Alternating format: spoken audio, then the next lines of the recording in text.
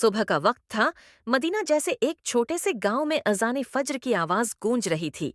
چھوٹا احمد آنکھیں ملتے ہوئے اٹھا۔ آج اسکول کی چھٹی تھی، لیکن اس کے دل میں کوئی عجیب سا سکون تھا۔ اس کی امی نے مسکرا کر کہا، بیٹا آج جمعہ ہے، برکتوں کا دن، دعاؤں کی قبولیت کا دن۔ احمد جلدی سے تیار ہوا، نہایا، صاف کپڑے پہنے اور والد کے ساتھ مسجد چلا گیا۔ مسجد میں ہلکی روشنی تھی، سب نمازی خاموشی سے بیٹھے ذکر کر رہے تھے۔ نماز کے بعد امام صاحب نے مسکراتے ہوئے کہا، آج جمعہ ہے۔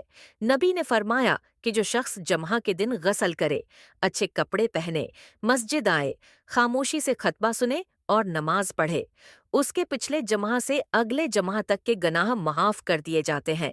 یہ سن کر احمد کے دل میں ایک چمک سی آ گئی۔ دوپہر کے وقت وہ اپنے دوستوں کے ساتھ مسجد کے صحن میں بیٹھا اور سب کو کہا، چلو آج ہم سب جمعہ کے بعد محلے کی صفائی کرتے ہیں تاکہ مسجد کے آس پاس بھی پاکیزگی رہے۔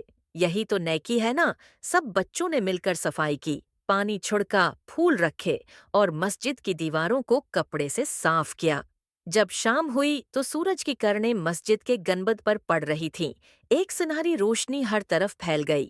احمد نے آسمان کی طرف دیکھا اور دل ہی دل میں کہا، یا اللہ میرا یہ دن قبول فرما اور مجھے ہر جمعہ تیرا قرب حاصل ہو۔ اس کے والد نے مسکرا کر کہا، بیٹا جس کا دل جمعہ کو روشن ہو جائے اس کی پوری زندگی روشنی سے بھر جاتی ہے۔ جمعہ صرف عبادت کا دن نہیں بلکہ دل کی صفائی، نیکی اور شکر گزاری کا دن ہے۔ جو شخص جمعہ کو سنجیدگی سے گزارے، اللہ اس کی زندگی میں روشنی اور برکت ڈال دیتا ہے۔